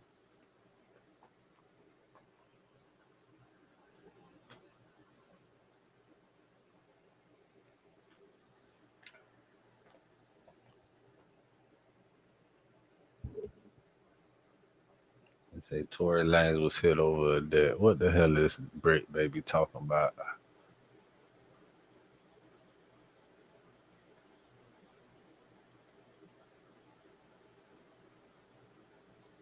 Underestimate Dot really from where he from. I ain't gonna say nothing on these lines, but Dot really from where he from. Yeah. But this the thing, he on the program yard to where he ain't even it gotta be over a drug debt or something because she had the gun. She fired it 3 times. Mr. Peterson grabbed her arm and knocked it down, and the gun fired 2 more times. Tory Lanez is angling to get released after the stabbing incident yesterday. If what you are about to hear is true, he could find his way out of prison. But what do you think? Did he take the rap for something he didn't do? Or is this an angle? Get in the comments with your thoughts. Before we hear from Brick Baby on this situation, let's hear this clip. Not long ago, Unite the People was approached by a gentleman named Bradley James. Mr. James informed us he was working as the bodyguard and driver for Ms. Kelsey Harris during Mr. Peterson's trial. As such, he was in close proximity and he had privy to conversations she was having with her husband and others. Mr. James informed us he was not under a non-disclosure agreement or a confidentiality agreement and was free. Fired the gun. Oh man, just tapping in, seeing what's up with my brother. I just got cussed out for Remo for being less of a friend. It wasn't on purpose though. Yeah, I had to get on, bro. I'm like, man, why? He ain't called me in a minute. Bro, he's in jail. He busy, nigga. He said he busy. Oh, that's crazy, bro. Hey, I got Ross, Troutler Ross here, Flacco here, Bro Rogan here. Hey, we trying to line up. We lining up the interview with Ross, Remo, and Brickman. We trying to make that happen. Yeah, man, what we gonna do? This call is from a federal prison. Hey, Remo, we trying to do that Tuesday. Yeah, trying to do it let's Tuesday. Nah, for sure, bro. We miss you like a motherfucker out here, bro. It ain't the same, bro. It ain't the same. Man, this shit boring now, bro. That shit. It's all love and light when we get out. You already know we some hell of a niggas regardless, man. I ain't talking about nobody else up here, though. Yeah, man, this shit boring, man. Listen, bro, I'll be real though, bro. Like how LA YouTube used to have like a different story. You keeping up with like what's going on in the blog? Yo, Tory just got stabbed, man. You seen that Tory Lanez got stabbed up in jail? Whoa, Tory Lanez got stabbed on the 50-50 yard? Yup, that nigga, he headed to a LA hospital right now. Oh wow, they buzzed down Tory. What they busted just they took his story and shit. They don't nobody know what happened. We don't know the full details yet. Well, wait though. Tory dropped a Kendrick Lamar diss track like a month ago, Brick, you feel me? And niggas was online warning him and sending him threats. Yeah. It get like that. I don't know why they think Kendrick ain't from nowhere. They keep on underestimating Dot. Dot really from where he from. I ain't gonna say nothing on these lines, but Dot really from where he from. Yeah. But this the thing. He on the program yard to where he ain't even. It got to be over a drug debt or something because that's what I that's just the thing, said. right? Where he at is no politics as far as gangs and all that. That's why people be trying to go other places where it's structured because anything go where he at. Like the PCs run the yard. I told you. You know what I mean? Really? Told you. Yeah. They ask you when you get there, like you active or you programming. And you say you programming, they gonna fuck with you. But the PCs got gangs on them yards. They call it the Deuce Fives. Wait. What's it called? Deuce Five. PC? It's called the Deuce Fives. Okay. Look it up. The Deuce Fives. They run the PC yards. Then if you tell them you active, they gonna get off on you because they don't like people who ain't snitching. But yo, question, right? What's your best advice then for Tory Lanez to navigate jail and not get stabbed up again? Because like he's like a celebrity, like he's probably like new, you feel me, right? Because he's been in jail right now for like a year. Stop being so friendly with everybody. Don't talk to niggas, man. You got status, man, and use that as your way around here. Look, I'm finna call right. But the best thing he can do, bro, is be friendly. Man. I mean, not stop being friendly, bro. You know what I mean? Everybody I see before I left, he had all them people in his cell, and he was freestyling, kicking it with all of the Gardena Crips, and that's out. And then for Christmas, Brick, right? So look, and then for Christmas, he filled up everybody's like commissary into the max. Yeah, so when you stop doing for people, then they gonna turn on you. That's what I just said. Oh, that's crazy, bro. You turn into food. Lunch meat. That's crazy. Yeah, immediately, like you turn into lunch meat. You gotta start. You kind of gotta come and the savage side of you gotta come out first before the nice side. And Brick, you ain't gotta do nothing, but Yo, bro. Okay, so do you still have long hair or do you have like short hair now? I still got my dread. Now, bro, listen, man. There's been like a lot of controversy, man. Who's doing the hair, Brick? Who's doing the hair? Hey, Brick. Hey, who braiding your hair up in that motherfucker, Brick? They were trying to say Me. All right. Dead homies. Ain't nobody ever touched my head. Every jail trip, I started my dreads. All right, for I sure. started my dreads. My girl will tell you, I know how to braid. I know how to do all that shit. I've been having hair for too long. I got my hair 4 braids. On the show, I used to braid my hair. Them little 4 braids, that was me braiding my hair. Oh, nah, that's facts. Wait, all right, cool. Are you like, are you getting like? So listen, right?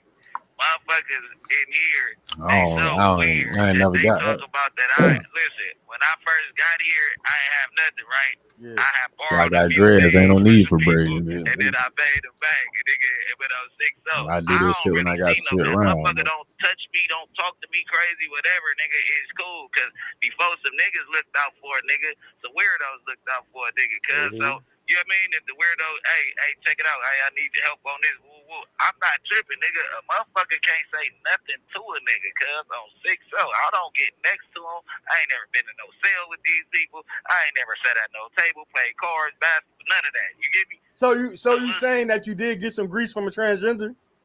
Man, Luce was right there, nigga, on West Side Rolling. Nigga, the same nigga that got up on Luce and told him that he could fight, y'all could fight, woo woo. Luce turned down the fade from all time. Man, Luce is the biggest hoe in here right now, bro. Oh, the dead homies, nigga. Oh, 6-0 Crip, I got some grease, nigga. I could tell, nigga. All right, for sure. But that, you know, niggas try to flip it and make it into something. I'm like, man, Brick. I said Brick comfortable with who he is. Like, exactly on West Side Rolling, bro. The motherfucker came, man. Yeah, I know how you move. It with my wife. Look, I laugh about it with my wife on the phone, cause that shit funny, nigga. Yeah. You know what I mean? Like, I ain't gonna sit here and lie about it and all that shit, cause now that would be tricky. But on the set, asking did the transgender ask her for a fade though? What? Wait, pause, dog. You didn't hear that? Wait, pause. The transgender gangsters in there? And told him he was gonna put that metal up on cuz, nigga, on the dead homie. Man, cut it out, man. Got right back in the set, man. That nigga scary. Where the transgender from? What he claiming? DC or some shit. Oh, word. I'm about to say. Yeah. Hey, look, no, but now listen to this. Now he up here programming with a nigga who just got out the cell, just got out the hole for raping a punk, nigga, and he from A-Trade. And the nigga up there best friends with cuz up there, Lonnie Dottie with the nigga. You get what I'm saying? So it's like, bro, you can't really, you have no room to speak. You didn't squabble me. You mentioned me as a... This call is from a federal prison. That I had allegations of talking too much on hood. Nigga, on the dead homies and nigga. Anyway, he wasn't hit over no debt, but somebody probably did send a hit on that boy too. Yeah, man.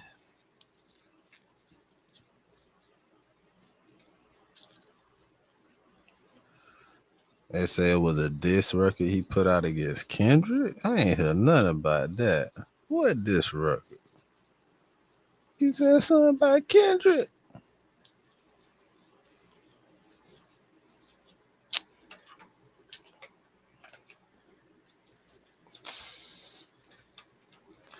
You know the Mexicans love Kendrick too, don't they? Mexicans love Kendrick. I know some Mexicans love Kendrick.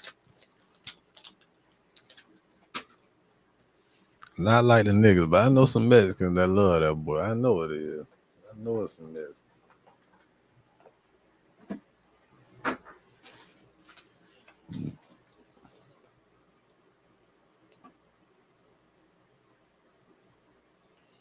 Cassie got exposed badly. It was a really bad day today in court for Cassie. It was disastrous. It was disastrous for the prosecution and their entire case against Diddy. What?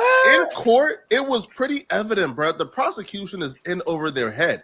You could tell there is a clear gap in skill between the prosecution and Diddy team of attorneys being spearheaded by Brian Steele. What? A lot of y'all was introduced to Brian Steele when y'all seen his brilliant defense of Young Thug. Young Thug was 100% guilty of a lot of those charges, but Brian Steele was so brilliant. He was so outclassing the prosecution that he was able to get a mistrial, and he was able to get the prosecution to buckle to their knees and give Young Thug a plea deal that allow Young Thug to get out and face 0 jail time, but a suspended sentence. And now he's working his magic for Diddy. Like, do you see how Diddy is hugging this good white man? Diddy knows his savior has arisen, and this is his only hope of beating this case. And so far, Brian Steele is putting on an absolute execution and display of brilliance, bro. Whatever Diddy is paying this man, $5-10 million, is well-deserved money. Brian Steele is outsmarting the prosecution every way possible. Diddy already had his team of attorneys. He hired Brian Steele midway through the process. And when Brian Steele came on board, you could tell from the very beginning, Brian Steele was thinking 20 steps ahead and trying to outsmart everyone. Because the first thing we started to hear when Brian Steele came on board was, yo, Diddy is looking for more women on his defense team. You know why? Because Brian Steele walked in and Brian Steele asked the team of attorneys, which one of y'all are going to be cross-examining Cassie? And the attorney was like, yo, us. We're great at cross-examination. We're going to get her in all her inconsistency lies. And Brian Steele says, yo, is you stupid? Like, are you dumb? You're going to have a bunch of Caucasian white men cross-examining Cassie and being really aggressive with her on the stand for an essay and a trafficking case? Are you stupid? Cut the sausage party, bro. Where the women at, bro? So then Brian Steele began to orchestrate to bring in more women. Brian Steele specifically brought in 3 women who were all victims of SA. And they were going to be the women that were going to be cross-examining Cassie or quote-unquote checking her. Just that small detail that Brian Steele was able to catch that nobody else was able to catch shows why Brian Steele gets paid the big bucks. And today, that decision paid off, bro. That decision essentially just saved Diddy.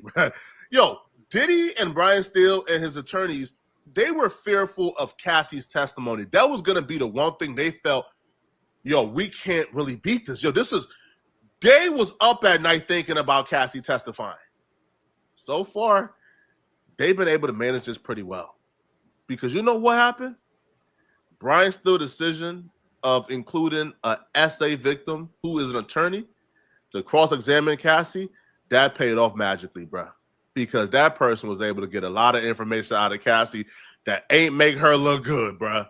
And it made Diddy look like, dare I say it, an innocent man, to be honest, bro. Now, I'm not saying he innocent. I'm saying it made him look innocent. Even though Cassie was being cross-examined by Diddy attorney, Cassie was sharing a laugh with the attorney during the cross-examination. It didn't feel like a cross-examination. She wasn't pressuring Cassie to answer the yes or no questions. She was sort of like bypassing it. And just Cassie showing that level of comfortability came across great to the jurors, and it looked really great for Diddy attorneys. However, it was still a cross-examination, and they still got some really great info out of Cassie and got her to admit to a lot that looked really favorable on Diddy's behalf. Lunchtime update, Cassie on the stand, her first day of cross-examination. And I don't want to say it's super intense because Diddy's lawyer, Anna Estevea, she's doing an amazing job at being very gentle. I mean, Cassie and her have exchanged a few laughs while she was on the stand, which I thought was pretty incredible. And additionally, there's a lot of explicit graphic text that we're seeing from Cassie to Diddy and vice versa. And Estevea is saying, look, if you don't want to read these, you don't have to, which I thought was really nice. Also, when Cassie answers and it's kind of a yes or no question, Estevea isn't like, it's yes or no. She's being very, very calm and very kind. Now, what we saw like right off the bat here was a conversation via BlackBerry between Diddy and Cassie about 2.5 years into their relationship. And remember, at this point, Cassie testified during direct that he had abused her. She didn't want to do freak offs, you know, all this stuff. And that right there is the basis of the prosecution's entire case against Diddy. Cassie was the first one who accused Diddy of trafficking. That was included in her lawsuit. And the only reason why she included that was because of I think, like the Mann Act, right? That extends like the window for where a victim of trafficking can sue. So Cassie included that. But when Cassie is testifying, I didn't want to do this. You know, I was doing it against my will. He was making me do this.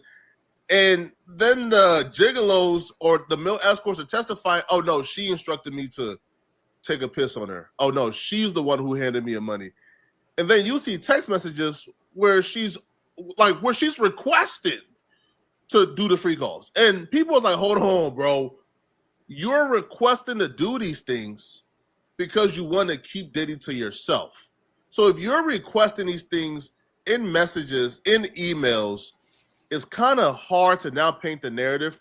Again, I'm not saying Diddy didn't force her to do these things. I'm saying how it comes across at trial.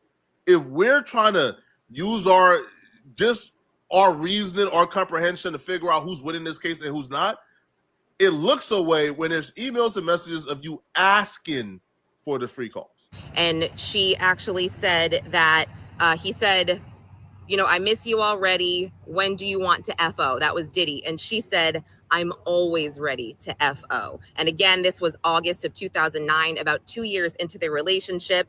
They talk about when it would be best for them. And then they talk about getting an escort involved.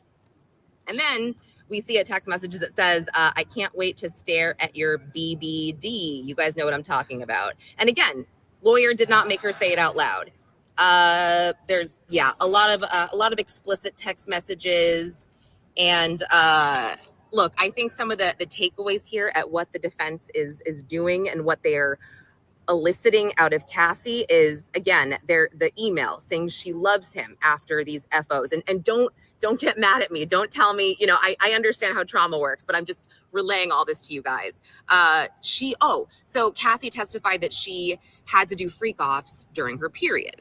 And we were shown an email where Diddy, for FO planning purposes, asks her when she's getting her period. And she says she's skipping it that month.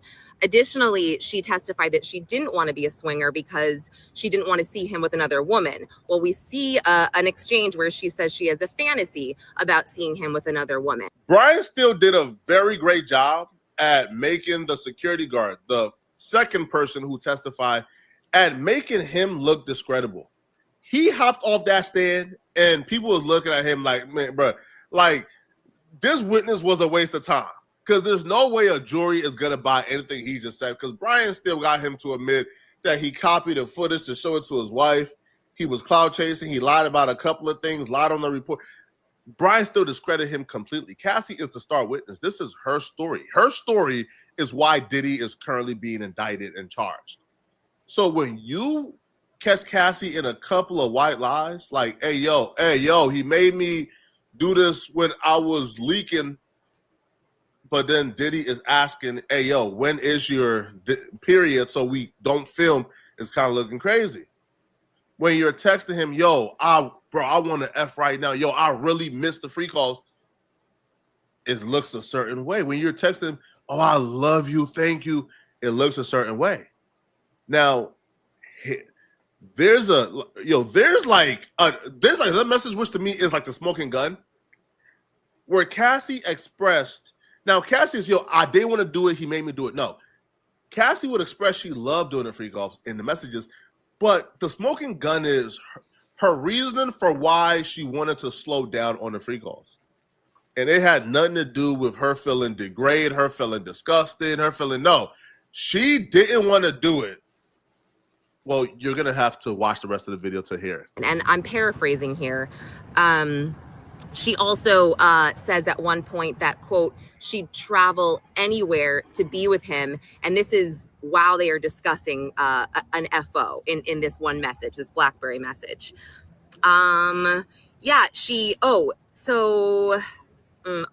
Another big thing here is the drug talk and the opioid talk. So Cassie testified that Diddy told her he was addicted to opioids. And the defense is basically saying, well, did you see him try to get off these opioids or come down from them?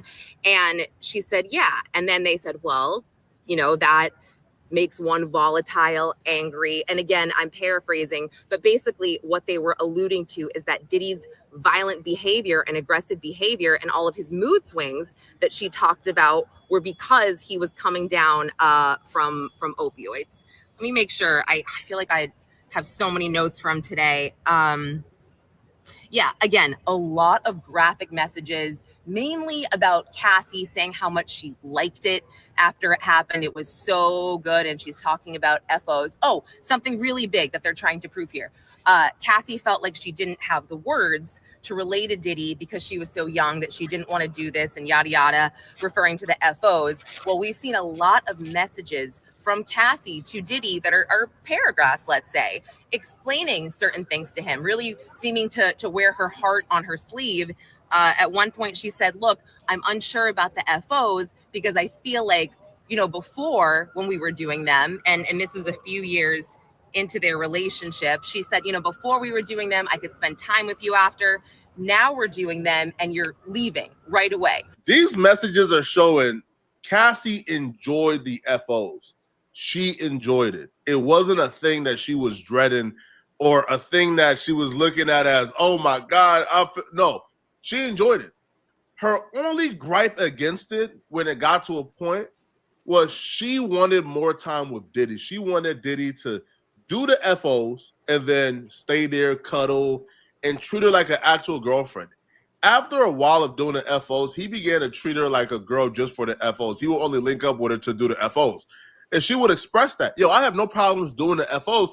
I just have a problem when you treat me like a girl who only do the FOs. Afterwards, you head out and you don't really spend time with me. This is not coming across as somebody who was trafficked, bro. Yo, I'm all for protect women, bro. Because I understand how I would feel if my sister was in this situation, bro. I would believe my sister. But in this situation, bro, where I'm being tasked with hearing out the facts and hearing out the details, and I'm being asked to make my decision or to give my opinion, it's hard for me to come up here and fake it and let you guys know, yeah, Diddy did that, bro. It's hard because Diddy is a garbage human being. Diddy put hands on this woman. Diddy should be in jail just for that. But if you're asking me to give my opinion on whether or not Cassie was a victim of being trafficked, yo, how can I tell you guys with a straight face after hearing stuff like this, man? And it's hard, and a lot of content creators are steering clear of this, bro, because it's hard for us to give a real opinion without being painted as Diddy apologists. Nobody thinks Diddy is a good guy. Nobody thinks Diddy is 100% innocent. Nobody. In regards to this relationship. But he's not being charged with a lot of the other stuff that we know for a fact that Diddy did. Because those stuff. He said motherfuckers don't want to get an honest opinion. Who don't? I've been doing that the entire time I've been on camera. I don't give a fuck. I told y'all, there's a reason why Hugh Hefner had the Playboy Mansion and had these bitches come in if they wanted to. They had a home from 18 to 25. In between 18 and 25, you was straight. You could come to the Playboy Mansion and you had a house, bitch. At the Playboy Mansion between 18 and 25. Why? Because you have to understood women to the fullest. He can be charged for it, right? Like they're past the statute of limitation. So now the trafficking is what he's trying to get caught on, but yo, it's not sounding like it's trafficking. For work, and I'm not getting that time with you. Now see, Diddy fault. He loved her too, so he kept fucking with him. Past 25. So the defense is kind of like, well, it looks like she's able to communicate this stuff. And is it fair to say that this is the reason that you didn't want to do freak offs? Not everything that you testified yesterday. Again, don't get mad at me. I'm just explaining about what the defense's strategy seems to be and what they're going for. Oh, they also went into the fact that, look, you testified that it would take you days to come down from these FOs and you would waste so much time of your life trying to recover. You know, Diddy was doing the same thing. He was coming down from these too. You know, is it fair to say that he was still running a business, running running his own life, running Bad Boy Records and traveling here and there, basically saying, well, you know, he was fine. He didn't have to recover for days. That's your problem. Again, just some observations. Cassie doing a great job holding it together, so calm, so poised. And Anna Estevea, really great. I mean, a lot of defense attorneys can badger these witnesses and really come across unlikable to the jury. But like I said, they're sharing laughs. They, she's not too aggressive. She's getting her point across without being a jerk. So I will give you guys more later. It's going to be hard to prove that Cassie was forced into this to a level where it meets trafficking. Because if you don't have any messages or correspondence to where you're telling him, no, I don't want to do this. And none of the people who have testified, the male escorts, none of them have said, yo, Cassie was like not trying to do it. No, they say, yo, she was looking like she enjoyed herself. That's not taken away from her experience. She could have very well be doing that to impress Diddy, right? It's not taken away from her experience whatsoever. But it's going to be really hard, bro. It's going to be really hard to prove that this meet the level of trafficking when there's messages saying, yo, I enjoyed this. Yo, when are we going to do it again? Bro, I can't wait to do it again, yo. And yo, next time, can we please get a tad bit more rough? Like, can we just, like, it's not trafficking. Like, can we just agree that it's not trafficking? Like, we know it's not trafficking. We know Diddy is a fucked up nigga. And yeah, he should probably be locked up for beating that girl up like that all that time and all that puss ass shit he did. But he paid for that. $20 million. He paid for that too. But he ain't traffic shit. Now he probably got some other shit. Y'all know this all started from some other shit, right? The whole Diddy shit began when he tried to sue them people, and then Keefe D got locked up. Keefe D, I think they still got some shit because it's some other charges in this RICO, right? It's not just the sex trafficking. They trying to get him on something. He not finna get the sex trafficking though. Let's agree to that. Yo, It's I not implore happening. anybody to go ahead and It's read not those gonna messages that happen was on in no court. sex trafficking. It's Y'all know they hard just to look at those flip a messages line and like come across sex as if trafficking like Cassie that. didn't enjoy it or she wasn't a willing participant in the FOs. Y'all let me know in the comment section. What do you guys think about this? All right. Let me know, man. Let me know in the comments. She is not going down for that.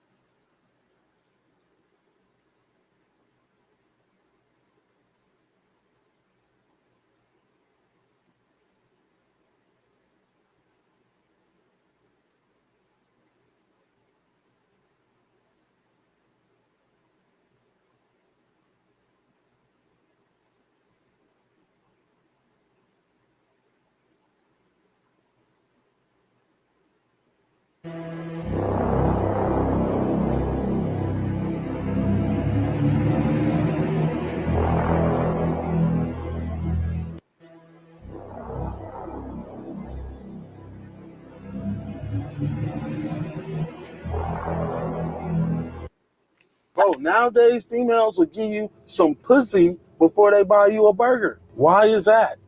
Because the burger holds more value.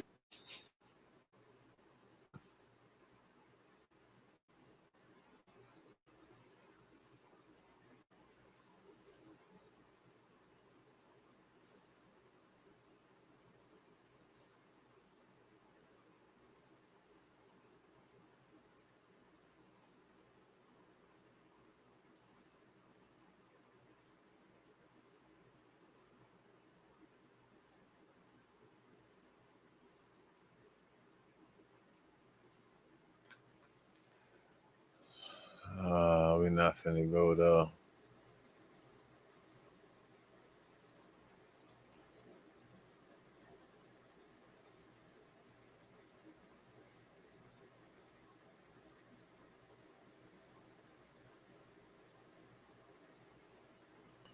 Mexicans say Tory Lane's hit was personal.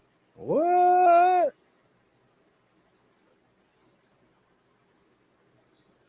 So OG Hollywood tapping in with a Tory Lanez update. So the Mexicans out, Cali, are saying that hit was personal. Yeah, let's get into that. I gotta hit you guys with some crazy information. So I did a little digging, and this is about Tory Lanez. This is the person that stabbed him. Yeah, that's Cal. I seen we went over that already. How that nigga said something about his girl and shit, but he ain't even have visitation, so that's Cap. So yeah, that's why Wack calling Cap on that shit. Anyway, fuck all this shit. I think that's about it. I don't think I'm finna wrap this up. It's almost 5 in the morning. You know what I did want to go over again. Y'all know how they would try to say that, man. They hadn't shot that man's son down, right, because of suspected stolen car, and he supposedly had a gun, pointed a gun to shit. The car wasn't even stolen, right?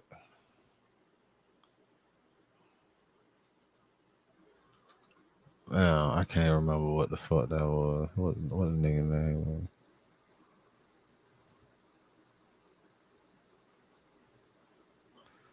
But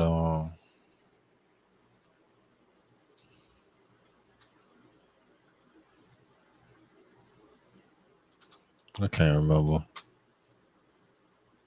But the car was reported stolen, right?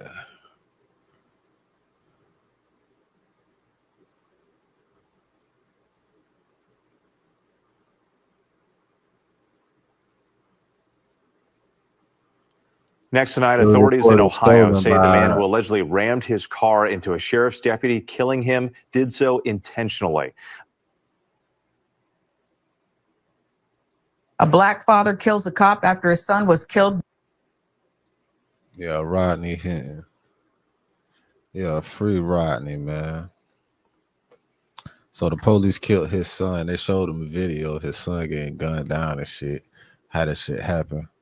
He left that bit of distraught within like an hour and a half, 2 hours. He ran down the sheriff and whatever, a random officer. Hit their ass, killed their ass. Nah, shit. Come to find out, the car wasn't stolen. It was reported stolen by the dealership for late payments. And some whole other shit. He ain't have a gun. They said he pointed the gun at him, but he ain't even had a gun like by him and shit like that. I don't even remember. But either way, that's foul play by the dealership for reporting a car stolen just for late payments. Ain't that why you got repossession people? Ain't that why you got repo people? You know what I'm saying?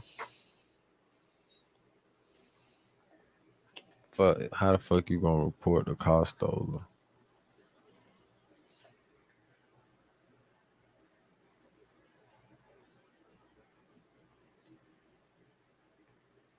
It's just a sad situation. By the police department. This is an incredibly ironic, twisted, detailed tragedy here.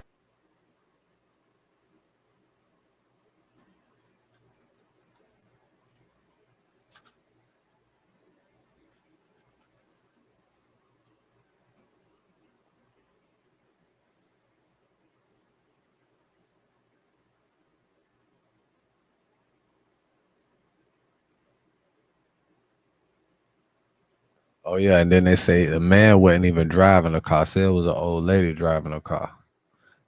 Say Rodney wasn't even driving a car. See, it's so many twists in it. The car wasn't even stolen when they shot his son. The dealership reported the car stolen because it was late on payments. He didn't have the gun pointed at the police before they shot his ass down. They say his daddy killed a random officer, but it was an old lady driver. He was in the passenger seat when the shit happened. Man, that shit, it's a lot of crazy. It's a lot of shit to this story, ain't it? Turns on to Martin Luther King Drive. Family members still follow. At 1:05 p.m., Hinton floors the vehicle, crossing into the opposing traffic lanes, and drives directly at Deputy Henderson and hitting him. Here's the left turn arrow right there. So he went through this. The family, keep in mind, is watching all this happen. So the new indictments today are related to the original crime that set off this deadly chain of events. The new indictments are for 3 people accused of stealing a car and a gun. Investigators say May 1st, these 3 and 18-year-old Ryan Hinton stole a Kia in Kentucky. The fugitive apprehension squad found it in East Price Hill. And when police walked up to that car, all 4 ran off. So that was captured on body cam, and police say they saw a gun and an officer shot his gun, hitting and killing Ryan Hinton. So investigators say it was after Ryan Hinton's father saw the body cam where his son was shot to death that he went looking for an officer to get revenge and ran over Deputy Larry Henderson. Now to some breaking news right now. The man accused of intentionally hitting and killing Deputy Larry Henderson has filed a lawsuit in federal court. So Rodney Hinton Jr. is seeking $25 million in damages, claiming his civil rights were violated. You shot straight, but you shot late. Hi, Lib. This is the Rundown Podcast. I'm gonna give you the rundown. Rodney Hinton Jr., the father who was obviously seeking revenge for the death of his son, Ryan Hinton, who was gunned down by the hands of the officers there in Cincinnati, Ohio. And now Rodney Hinton Jr., the father, after getting that revenge that he sought in killing and taking the life of Larry Henderson, the officer who was working traffic duty. They're now saying that Rodney Hinton Jr. is now suing for $25 million for the violation of his civil rights during that arrest, right? After killing the officer, Larry Henderson. The man accused of intentionally hitting and killing Deputy Larry Henderson has filed a lawsuit in federal court. So Rodney Hinton Jr. is seeking $25 million in damages, claiming his civil rights were violated. Hinton is currently being held in the Claremont County Jail after his arrest on May 2nd, following the crash near the UC campus. The lawsuit names the state of Ohio, the Cincinnati Police Department, Sheriff Charmaine McCuffey, the Hamilton County Justice Center, and 10 others. The suit claims officers tried to intimidate Hinton in court and violated the 13th and 14th Amendments, among other allegations. Now, so far, officials have not commented on this lawsuit. And it's mighty funny that we ain't seen none of this footage yet. We have not seen the footage, right, showing the arrest of Rodney Hinton at the crime scene. Now, they showed us Rodney Hinton getting arrested at the hospital, right, after treatment. And it don't look like the brother got too much treatment because he couldn't hardly move, right? In the body cam footage, this man could barely walk, y'all. They had to double walk him, as they said. One officer on this arm, other officer on that arm. Say, man, what they do to that boy up and up? Now, the chief is claiming that she's, being transparent. And she put that video out showing the officer involved shooting of 18-year-old Ryan hitting that. Fuck that. You know exactly what the fuck they did. They beat the shit out that man. You know damn well they beat the shit out that man every chance they get. That's why it was a clip of a black man making sure he got somewhere safe and shit. It must have been after he filed the lawsuit. Kick this whole ordeal off, right? These tragic events leading up to Larry Henderson, the officer, being killed. And now I'm wondering, okay, where's the transparency at with the actual arrest at the crime scene where we can see Rodney Hinton Jr. getting out of that vehicle or being taken out of that wrecked vehicle after he struck the officer there on the scene there, right? We need to see exactly what went on because obviously Rodney is saying, hey, man, y'all beat the hell out of me, man. Y'all beat the shit out of me out there, man. Now I'm talking about, now I'm suing. That's right. Big ass lawsuit. Like staying on Martin, right? They better get ready for that big ass lawsuit. 25 million, man. And we can see in that body camera footage when, that they showed conveniently of him being arrested at the hospital. No. Show us the arrest footage, right? Because maybe they arrested that man first before they took him to the hospital. See, might be some, violation of rights right there. Maybe they felt like, well, we ain't gonna take him to the hospital. Man, We're gonna they go ain't even ahead and had take them him damn straight to the body jail, cameras right? on. I'm gonna tell you Violate right this man rights all over. body So cameras as we was seen out him in the hospital, right, on that body cam footage being transferred over to the jail. Can you stand up for me, sir? Hell no, you fucked up.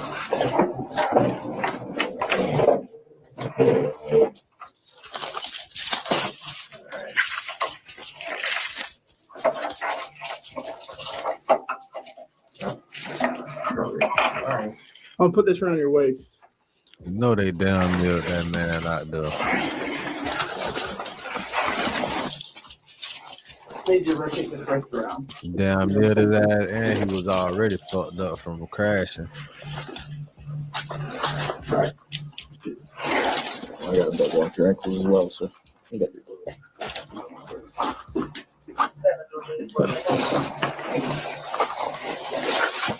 Brother, like he was gonna fall out, man. I'd have made that carry me. Deputies then load Hinton into the van for the trip to the jail in that neighboring county. It's Claremont County. Y'all gotta carry me. Man, them niggas carry me. All right, easiest way is just turn around and slide in. But face me and then sit down and slide. Like that. Y'all take me with a fucking. Now, I couldn't find nowhere how long that brother Rodney Hinton Jr. stayed in the hospital. Maybe this is another part, that we'll find out that's going to be related to the lawsuit, because it seems as if he wasn't healed up all the way. He could barely move in any circumstance. They had to help him with everything. He could barely walk, let alone barely stand up or talk when they tried to communicate with the brother.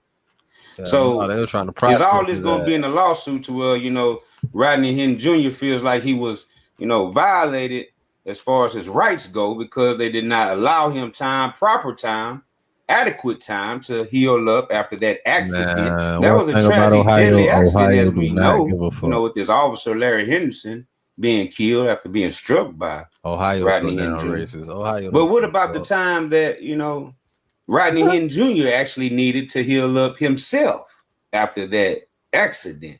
See, so that right there, I feel might be a part of that lawsuit, that they just came in and, yanked him up out the hospital without proper care, then put him in jail. Well, we all know ain't no proper care now. So, and then another element and aspect of it, did they violate that man by beating on him, mistreating him, tasering him, putting a knee in his neck, putting a gun to his head, right? Maybe saying racial slurs. By us not having a chance to view the actual crime scene footage with the ambulance picking up the officer from the scene. Yes, that's what I would say. They probably, got him in positions to where we couldn't see on the body camera. They did a little choke out move on him, right? Did a little eye gouge on him, Man, the people dirty, man. Them people is dirty right after this accident. That's a violation. Yeah. So this is probably where that is coming from, but don't quote me on that. But if I had to really guess, that's what I would say. Y'all violated my civil rights. Now I want 25 million in my hand. It was another turn of events. Speaking of crazy, they said it was an old lady that was driving the car. Reports were, coming out, not from the media. Let's be clear. This was coming from social media. This one coming from the news media. Now we got to know that it was some crazy conspiracies out there also.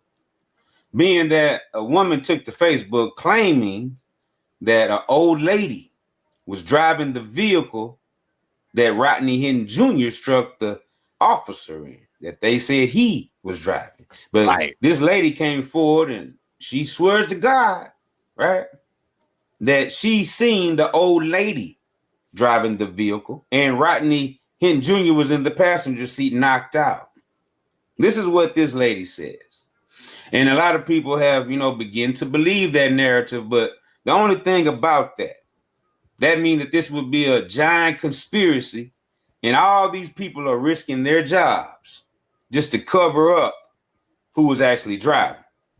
And, I don't get it, but, I understand why people would love a big plot twist like that. But in this case, with the family of Rodney Henry Jr. following right behind him, they documented this. They must have the evidence and the video surveillance camera footage to prove that the family was behind him every drive of that way up until where he drove into the officer intentionally striking and killing him. They were even skeptical about the man driving. That's why he didn't get straight in his vehicle when they came out the police station after seeing that body camera footage, right? He rode with family before they took him back to the vehicle. Now, I ain't gonna give you no narrative. I'm gonna give you the rundown. It was this update done by this news station there that says the driver who hit and killed a Hamilton County deputy near UC has died.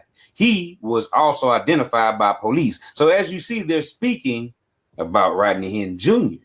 being the one that allegedly died. Right. After striking that officer allegedly at UC. Okay. Now it goes on to say on the same post that they posted on Facebook, deputy hit, killed by a vehicle near UC's campus. Driver dead. Now you have this woman come out, okay, with this story, LaShawn Hackerson on Facebook. She swears up and down that she was on the crime scene. She says she witnessed this old lady driving that vehicle and Rodney Henry Jr. knocked out in the passenger seat. Okay, so now we have a conspiracy, right? They already wrote up the indictment. They're telling us this is how it went down. He was by himself driving. Now she comes along, LaShawn Hankerson on Facebook, saying, "No, that's not true. I actually have the knowledge because I was a witness. I was there. That it was an old lady driving that car." Threw a monkey wrench in the whole system. Now people are confused. Well, I'm not confused. I'm going by allegedly what happened. If you want to go that route and believe it's conspiracy, that's you. That's your business. You have every right to do so. But we're going to stick to the facts, okay? Now, according to the indictment, he was in the car by himself. Well, apparently Rodney Henry Jr. didn't die in that car crash that killed Larry Henderson, the officer.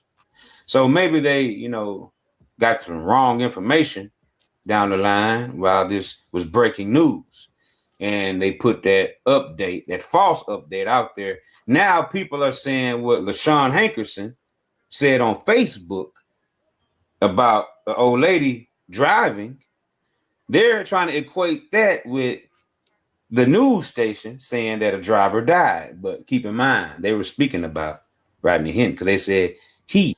But we do know that when LaShawn Hankerson took to Facebook to, tell this alleged testimony that, according to her, she says, "I just seen the most craziest shit ever, man.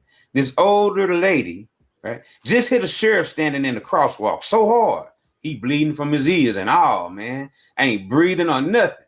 Then another body in the car unresponsive.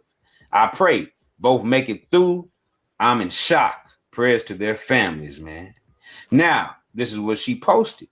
And this is where people starting to believe that when the article was put out, that update that Local 12 made about, the driver being dead from that crash. Nah, they're saying now that, look, that wasn't Rodney. That was the old lady, according to what LaShawn Hankerson is saying. So now we have this big conspiracy of people who are now believing it's being covered up that an old lady was actually driving that vehicle. And as according to LaShawn Hankerson's post, it was another unresponsive body in the car, being that could have been Rodney Henry Jr. So, like I said, this has been proven to be false information. And it was a woman, that rebutted this on Facebook in those comments. And she said that this woman has, mental issues. She don't know why this lady made up something like this. This is crazy, right? Now, she even doubles down on what she said and believed that she saw. She says this: "I literally was right there yesterday with my effing child in the car with me. I got out to help once I seen I couldn't do anything. I started crying and this other lady was praying and grabbed my arm and wrist and we both started praying. while looking at the sheriff. And it was an old lady driving, not no dude. They are lying. This shit sad. And then she posted the crime scene where Larry Henderson lost his life and where Rodney Hinton Jr. was alleged to be the driver. When people started questioning her, she replied with this because they wanted to know, hey, you know, we're starting to believe you now. I believe it was an old lady driver. They're trying to set Rodney up. So once people started, you know, following the narrative that she put out that it was an old lady driving, this is what she said when people who didn't believe, you know, that this was true. She says, I promise to God, I made a post and everything. The man was unconscious in the passenger seat, and it was an older lady driving. They kept asking who the driver was. She kept hysterically crying and falling out like she was in shock. She did that. They are trying to do that man in. I literally tried to get him out the car. He was stuck and knocked clean out, airbags out and all. Right? Now, this is what she's saying. Now, a lot of people started to believe that narrative, being that Rodney Hinton Jr. had some abrasions and scratches, right, on his forehead.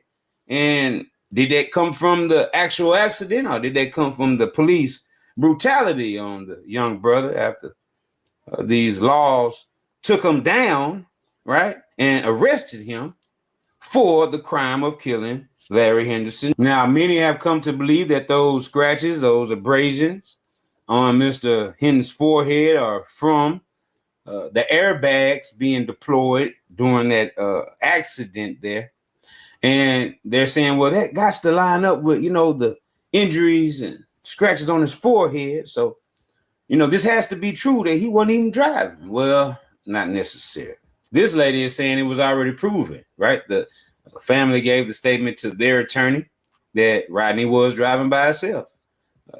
The prosecutor said that the family followed right behind Rodney every step of the way, all the way up until the accident. So we got to know that the family, you know, followed him. They watched him, you know, do this vehicular homicide, killing the officer, right? And we got to know that as soon as it happened, since they're following him, all these family members instantly got out the vehicle that they were following Rodney in and ran over there where he was at.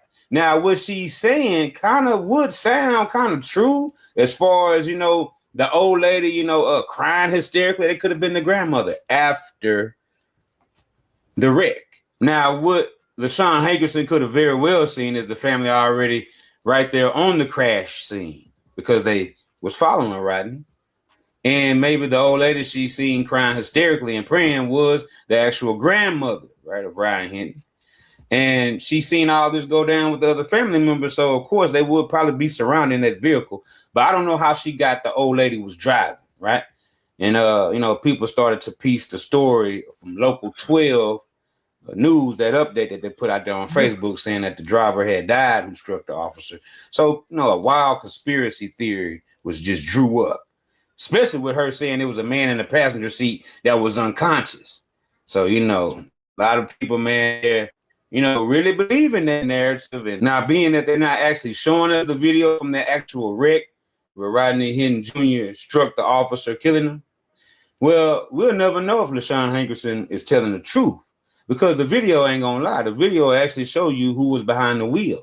So that is kind of suspicious that they're not showing the video.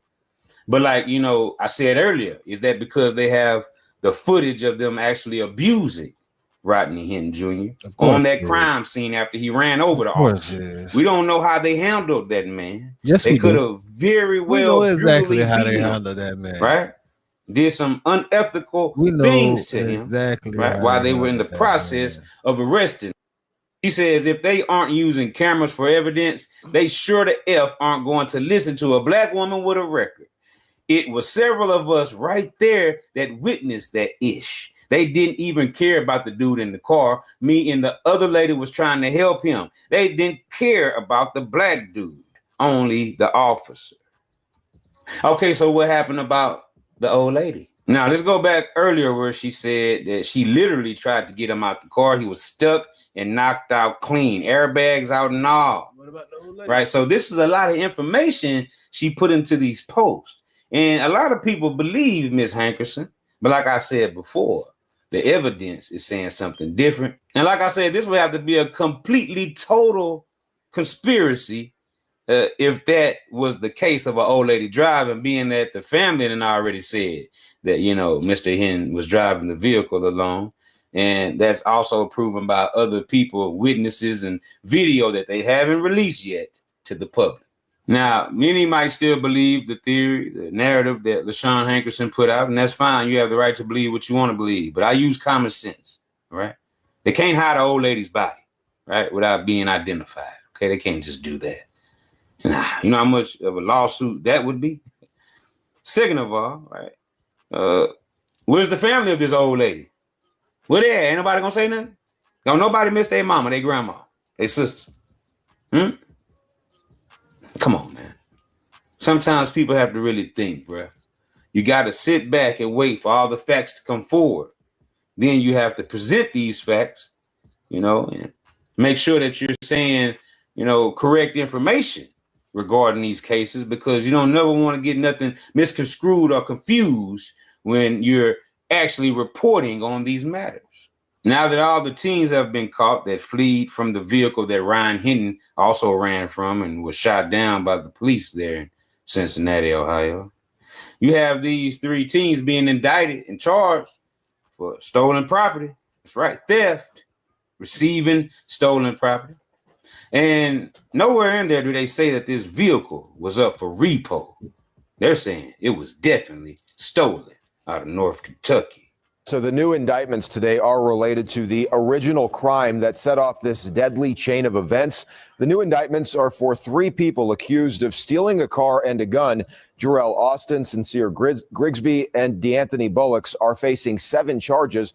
Investigators say May 1st, these 3 and 18-year-old Ryan Hinton stole a Kia in Kentucky. The fugitive apprehension squad found it in East Price Hill. And when police walked up to that car, all 4 ran off. So that was captured on body cam, and police say they saw a gun and an officer shot his gun, hitting and killing Ryan Hinton. Police say a stolen gun was found loaded and inside the stolen car. Now, another gun was found outside of the car. The 3 who got away were caught eventually. They were already arraigned on some of the charges. Now, with these new indictments today, they're facing charges of obstructing official business, theft, receiving stolen property, improperly handling a firearm in a vehicle, and having weapons under disability, meaning there was a reason they were not legally allowed to have a gun. So investigators say it was after Ryan Hinton's father saw the body cam where his son was shot to death that he went looking for an officer to get revenge and ran over Deputy Larry Henderson. Now, if you listen real closely to that news broadcast about the indictments and the new charges for the 3 teens that were involved with Ryan Hinton in the stolen car, they say that, yes, indeed, Ryan Hinton was there with the 3 teens when this vehicle was stolen. Okay. So I don't know if the 3 teens gave up statements verifying that Ryan was with them that day, you know, or if the, you know, the media, the news is just saying this, you know, making this up and going along with the narrative of the car being stolen. They haven't released the name of this cop who killed 18-year-old Ryan Hinton as of yet. And people are upset, right? And they're saying he didn't have to shoot Ryan, but he's lying, saying that he's seen Ryan pointing a gun at him, and that gave him the right to shoot and kill Ryan. And a lot of people just believe this is how the officer deceived and manipulated the situation and lied just to get him a kill, right? Right. And we have a situation where, you know, these officers can make a decision to shoot or to not shoot. And many people say, well, oh, gee, why you say they make a decision? Because that's exactly what happens. Some of them choose to shoot and kill you, and the other ones choose to not do nothing at all. Washington AR-15 on the highway patrol. That video was recorded by Donald Vincent DeMercurio Tuesday afternoon. It shows a CHP traffic stop near Mountain Gate in Shasta County. Now, you see the man in the white shirt outside of his vehicle. The CHP said he pointed an AR-15 style weapon at the officer. Then the officer puts his car in reverse to get some distance. Hours later, officers stopped the suspect on Oasis Road in Reading. You see him there lying on the pavement being taken into custody. Here's what we've learned about that suspect. His name is Jeffrey Bembry. He's 39 years old from Lake Shastina. Yesterday, he was in court to be arraigned on several charges, including assault with a semi-automatic firearm on an officer and fleeing. They ain't had no problem taking him into custody, huh? He was armed with a with a assault rifle. He walked up on the officer in the car with that bitch. I done seen the police be quick to bust that bitch outside the car through the window without letting the window down through the windshield. And he just put that bitch in reverse. From an officer while driving recklessly. He'll be back in court May 20th to enter a plea. Now, here's a perfect example. Here's a clip, a viral clip that, is going around. Now, keep in mind, the officer there in Cincinnati, Ohio, who shot Ryan, saying that, he had to do that because Ryan was pointing a gun at him. Well, this white man got out of his vehicle, pointed his assault rifle directly at the police officer. And guess what? He didn't get killed at all. We could clearly see this man threatening the officer. The officer retreated. Let the man get back in the vehicle. 2 miles down the road, they apprehended. Yeah, man, you know how that shit go. Anyway, that's it for this shit, man.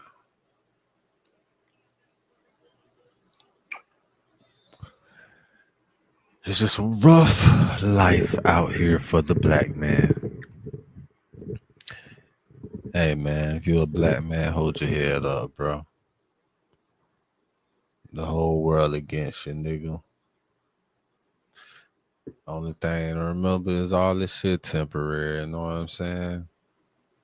Once we leave this bitch, we all equal. You know what I'm saying? It's nothing else to worry about.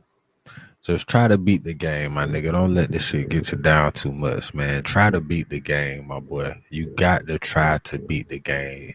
This shit is just a game. All the bullshit you go through is just temporary. Nigga, keep going and beat the motherfucking game. And hustle on a mission every day. Home Inc. TV. You feel me? Create a positive impact today and later. You feel me? Fuck them haters, man. Get your motherfucking paper straight like that. And never forget, this is a real nigga reaction. RNR moment. Straight like that. Real niggas do what they want to do. Bitch niggas do what they can. Hoe ass niggas gonna talk about it. And fuck niggas gonna hate regardless. I promise you that.